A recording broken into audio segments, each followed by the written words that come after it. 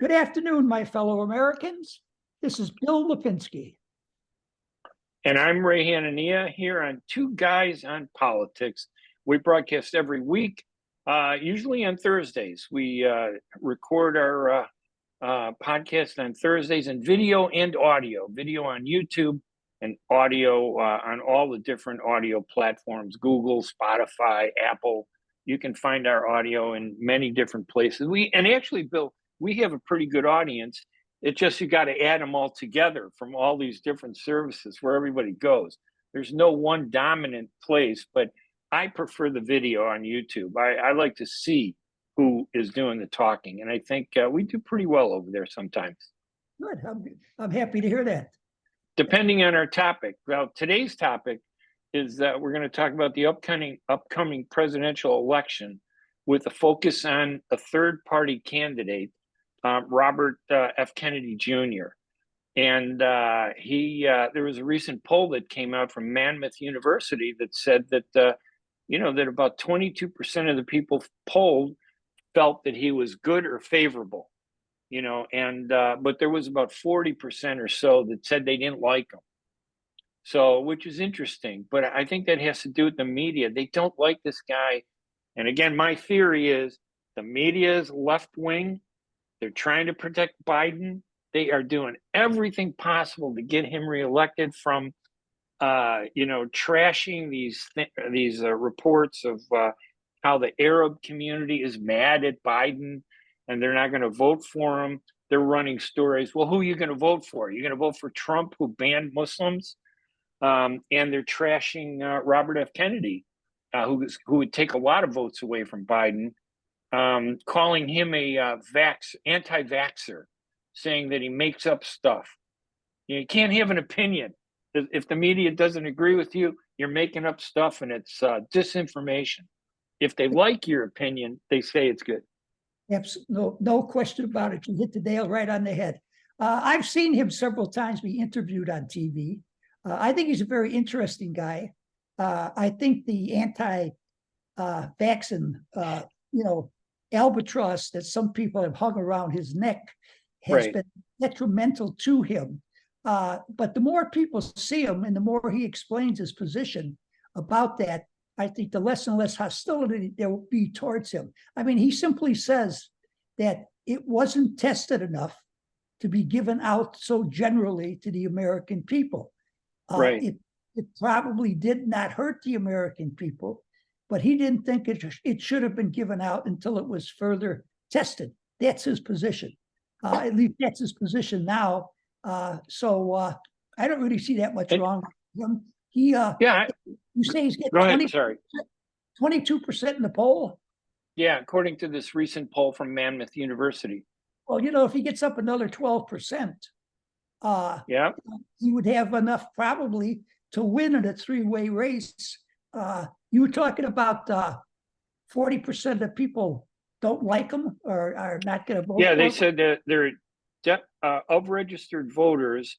It said 48% said they would not vote for him. 26% said probably not vote for him. And 22% said they definitely would or probably would vote for him.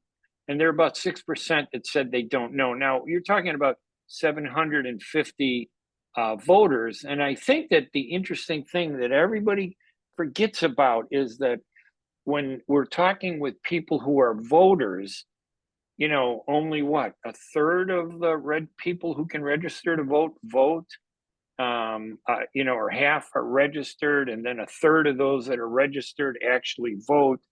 And part of the problem is the people that actually vote are people who support the Republican or the Democratic Party. So they're most likely to dominate a poll that somebody takes. So when they take a poll, it's going to be heavily Republican or Democrats, and only the angry Democrats and angry Republicans who are upset with both parties are going to turn to somebody like Kennedy. So to me, that 22% is pretty significant if he can get other people who are discouraged with our two-party system to actually go and vote instead of staying home and not voting. What percentage of people now dislike Joe Biden? This is up to too, isn't it? Yeah, Biden is having a big problem among his own Democrats and the constituency basis. Now, I'm really familiar with the Arab American community because they're very upset with him, and they are. I think he's going to get tubed. He's going to lose in Michigan, which was a key state for him to win. Remember, Trump won that state, when he first ran, and it was important for him. But there's three or four other states where Arab Americans have a big vote, Arab American and Muslim. And together, that's a pretty sizable vote.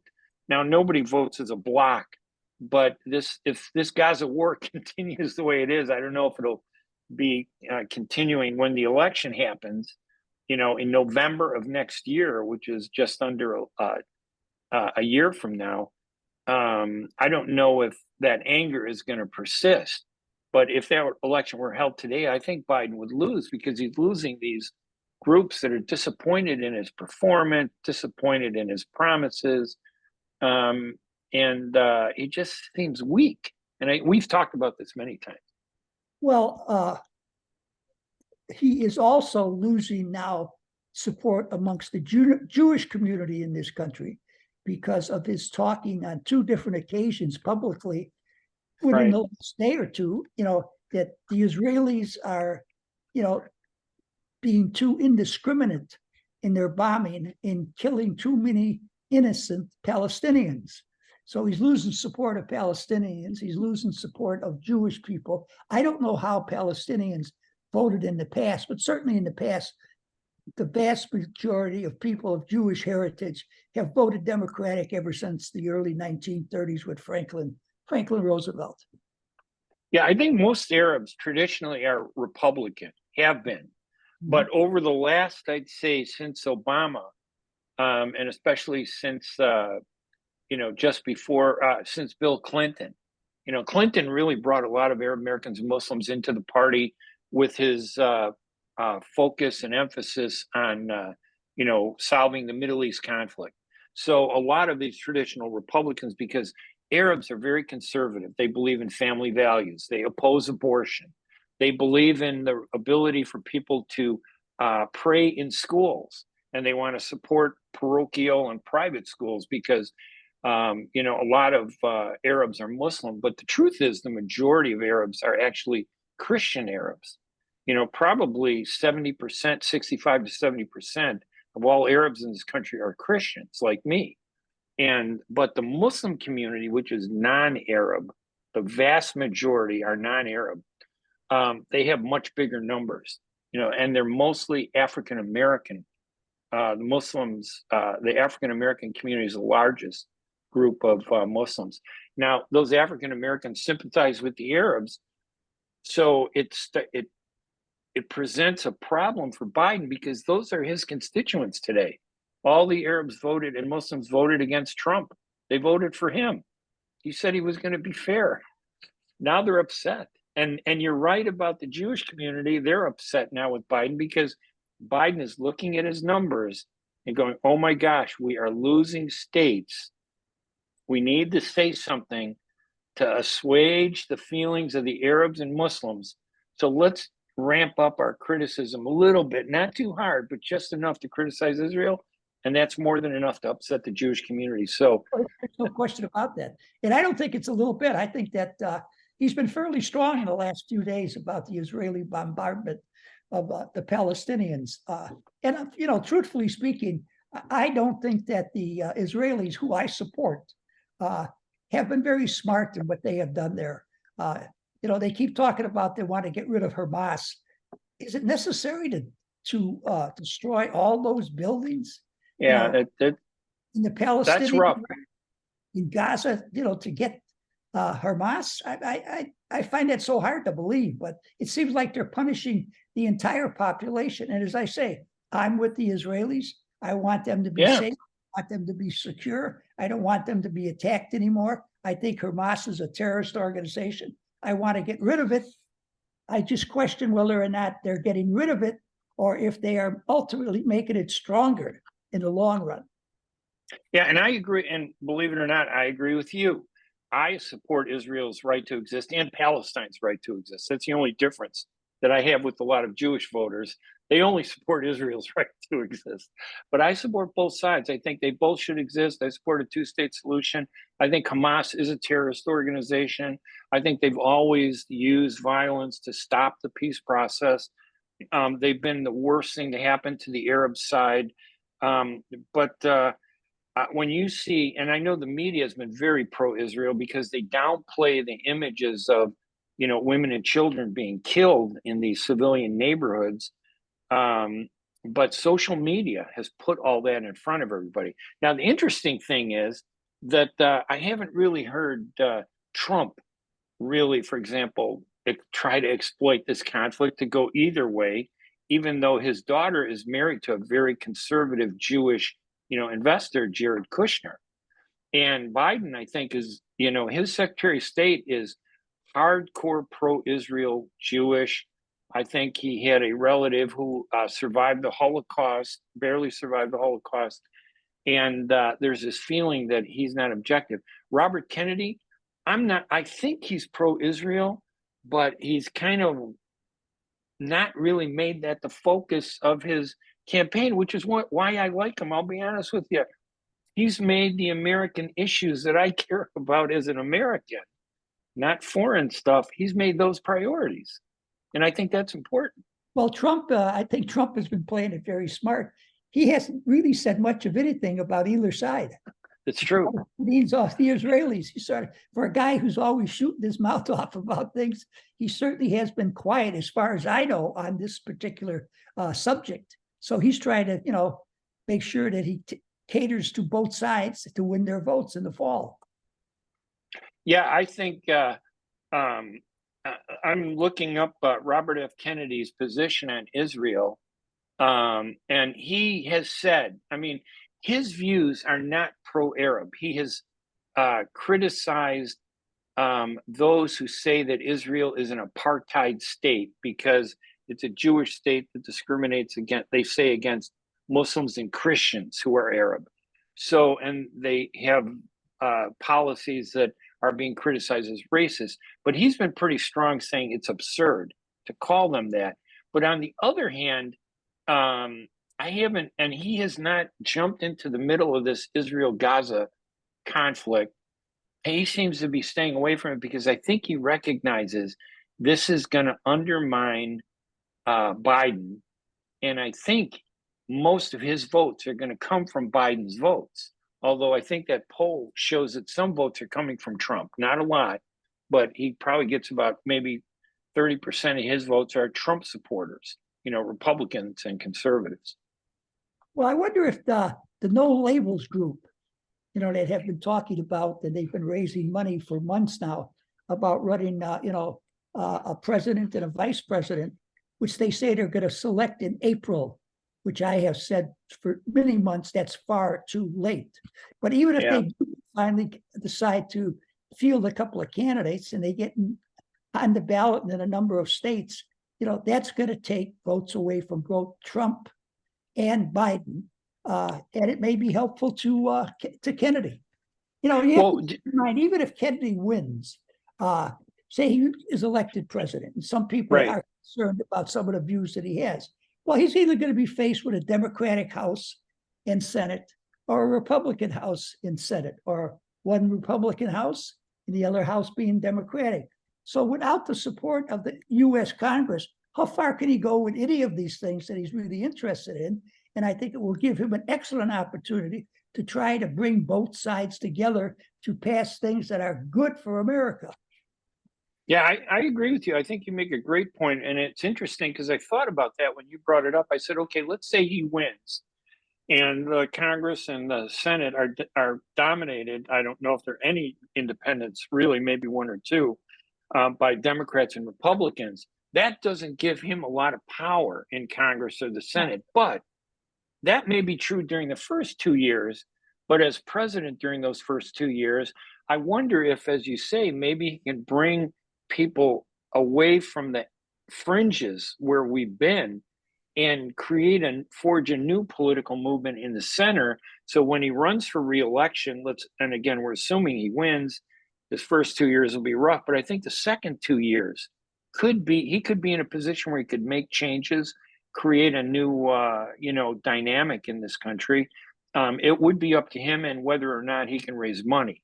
But I certainly think he is far better when you talk about the label of leadership. I just think he's on top of the issues far better than Biden, who I think is completely lost. And I think he's not as personal and petty and vindictive as Trump, who has really undermined himself more than even his worst critics. Oh, no question about it. Yeah, Trump has done that.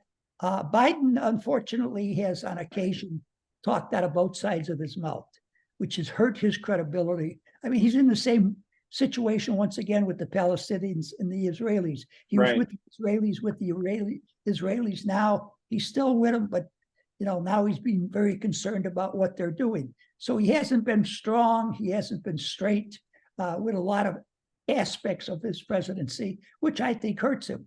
Now, getting back to if you have no labels, you have Kennedy, you have the Democrats, and you have the Republicans, then I believe that Kennedy has a real shot at this because he is not threatening. If you see his interview, he comes across as a very decent, honest, down-to-earth individual. He's not threatening at all. Well, that's his hurdle, isn't it? That's his challenge. He has to get past what I think is this media wall of bias to reach the American public, not through their filter.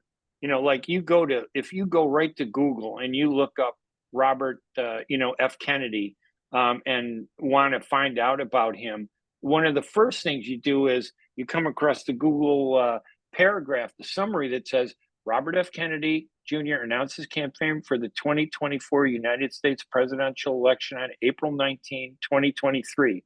An environmental lawyer, writer, and member of the Kennedy family, he is known for advocating anti-vaccine misinformation and public health conspiracy theories. They start out, he comes on strong, but the last part of that sentence where the media says his views are misinformation and that he embraces conspiracy theories as if, anybody who believes in something that isn't mainstream or believed by the media is a conspiracy. I think there are a lot of people out there that do believe in conspiracy theories. And one of the ones that he addressed that really attracted me, and it's our generation, Bill, the assassination of John F. Kennedy. He said that when he's elected, he is going to push for the release of all those secret documents that the government, the Trump administration and the Biden administration both have refused to release because it's embarrassing to the CIA. It's embarrassing to the FBI, the J. Edgar Hoover. It's embarrassing to the Texas politicians and LBJ. They hated Kennedy. All these things that came together, I think, that created an environment that made it easy for a goof like Lee Harvey Oswald to assassinate JFK without being caught. Here's a guy just walking among everybody, a crazy guy, and he's able to kill the president, and then he's shot in the police station by a guy who's a friend of the police. It's just beyond belief. I was sitting there and watched it. I saw him reach out with the gun in his hand and fire it at Lee Harvey Oswald. Then I saw him, pounce upon him. Well, as I mentioned to you earlier, the conspiracies, there was no real consideration of it being a conspiracy. Right. As the years have gone by, there has been greater and greater and greater interest in maybe it was a conspiracy because of the government refusing to divulge all the information that they have. And they still refuse. Yeah. They still refuse. I mean, at this stage of the game, who are we going to hurt? I mean, who is really active, now that was active back then? What was that, 60 years ago? Yeah, it was like, we're talking 1963, that's 60 years ago, just this month or last month in November. And it's just, to not have not to be able to address the concerns of people for an event that was monumental to the people who are the most active voters, baby boomers, seniors like you and me. I mean, we didn't have to agree with Kennedy to question the way his assassination was covered up, and it seemed to be covered up. And here, 60 years later, we can't still see all the documentation that it was involved in that. They've released a lot of stuff, but it's almost like they pick and choose. And if he gets in, if I don't agree with anything that Robert F. Kennedy stands for, I agree with that position. Let's end this big question mark. And I want to look at all those documents. We should have the right to do that. Does Congress have to okay it? Do you know? I don't know, but I think if he were publicly to say that he were going to do it as the president, I think it would be very difficult for Congress to go to their people and say that, no, there's still secrets that we don't want out. I think that would only make it worse, for anybody to do that. It's bad enough that in today's world, there are Democrats and Republicans, I think, who are concerned about their supporters and the questions that they raise. They don't want to lose votes. I think the Democrats are facing a bigger threat from this backlash than Republicans. The Republicans the hardline Republicans are blinded for Trump, as you could see in the polls. Question about it. Yes. Yeah, I mean, and we saw some decent performances in the 4 Republican debates.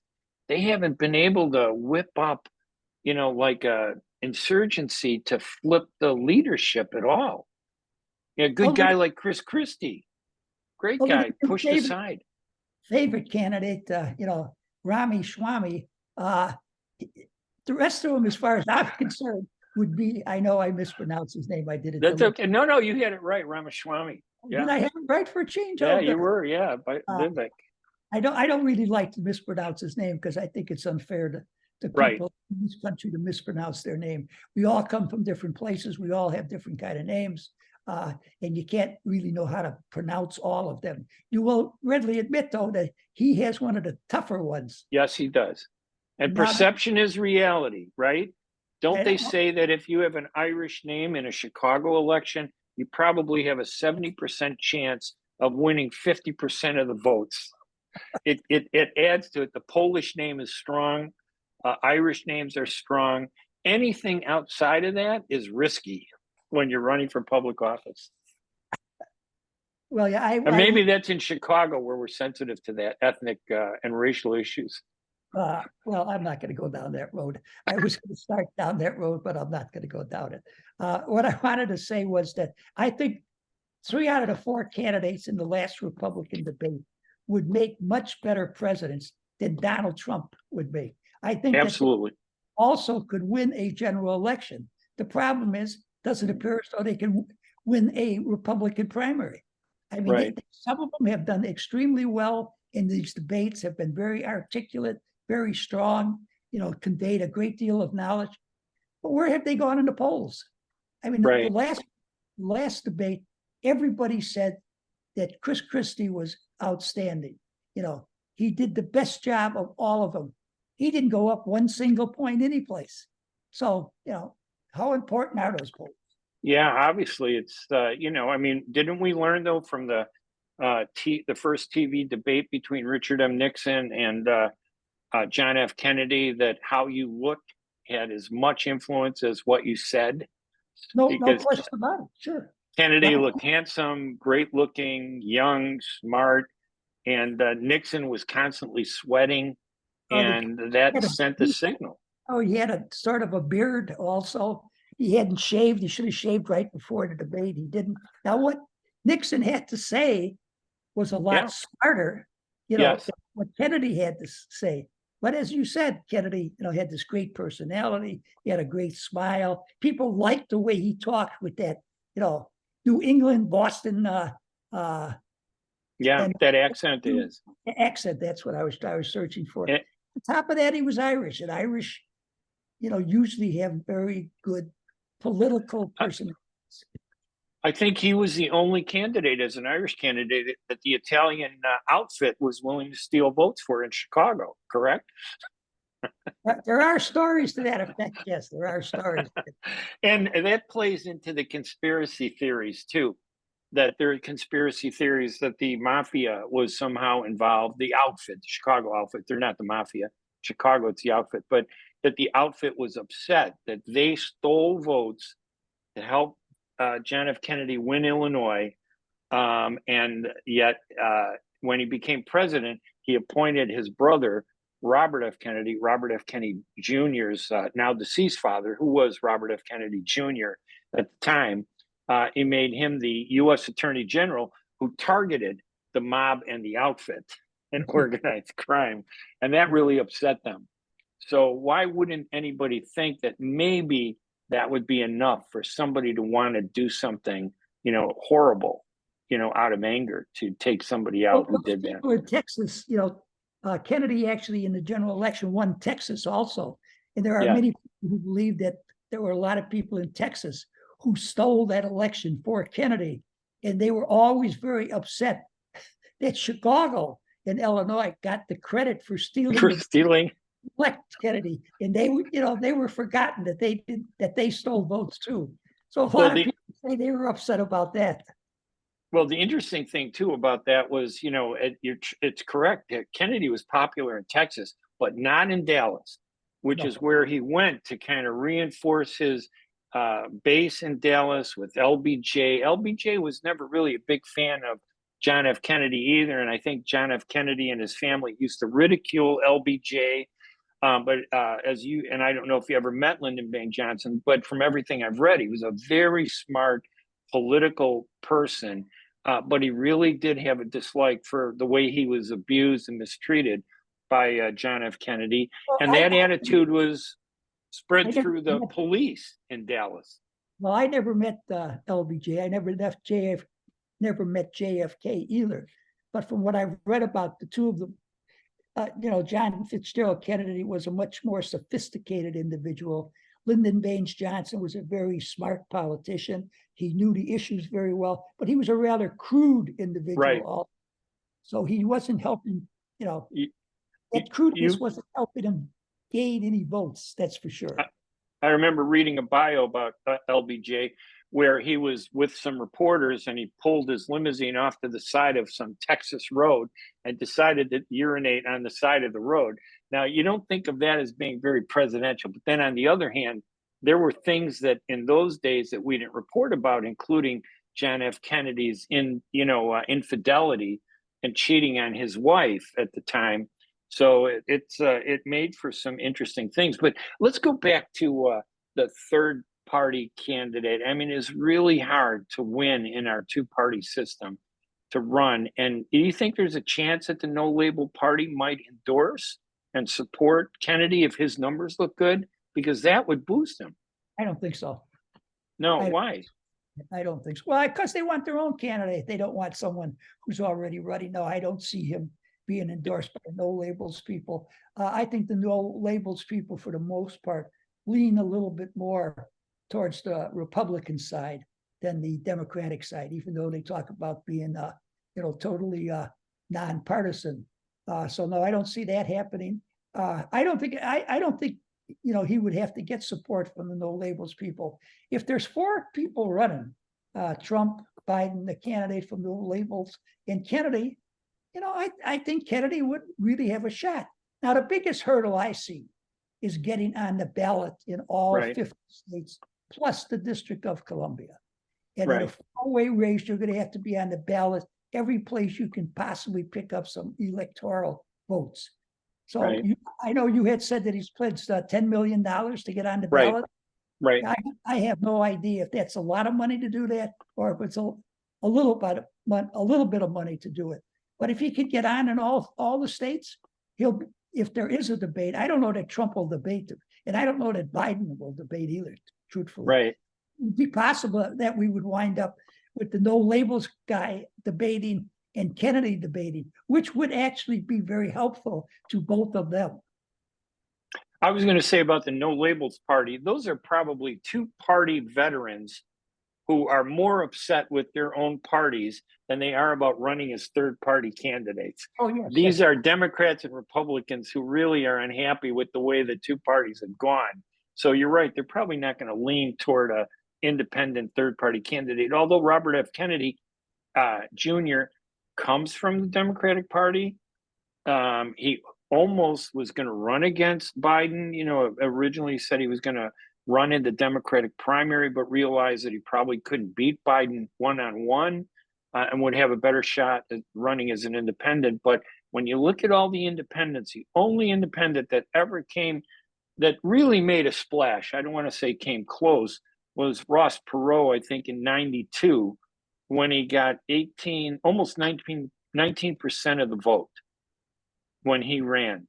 And I'm just looking at the numbers, and he got less the second time he ran in 1996. He only got 8.4% of the vote. But in 1992, he came pretty, he got 20%. And if Kennedy, pardon me? He was a new face at that time. And yes, he was. Something different. And, he put on a real campaign that time. The second time around, I don't think his heart was in it, truthfully. He didn't campaign as hard. He didn't spend as much money.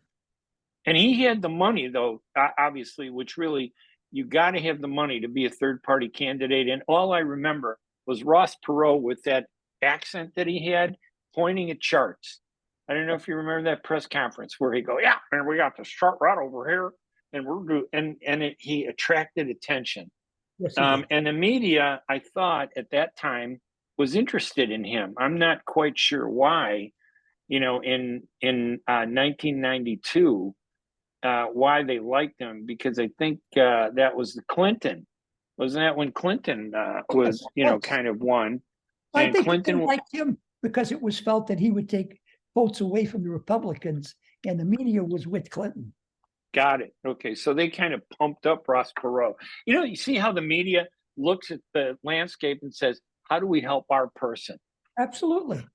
If we have to help a third-party candidate take away votes from the Republicans so we could protect Bill Clinton, a Democrat, we'll do that. If Robert F. Kennedy takes votes against Biden, they are going to go out of their way to trash him, just like they're doing today. Yes. Everything they write about him, they're going to trash. Now, I wrote a column this week basically saying that, when I put everybody out there, I don't know if he could win, but that one issue on just allowing us to see the truth, everything about the JFK assassination, regardless of what it is. I'm tired of reading all the spin. People that believe in it, a conspiracy, people who don't believe in a conspiracy. There's so many books. I've read every one of them. I just like to see all of it for myself so I could decide what I want to do before I leave this planet.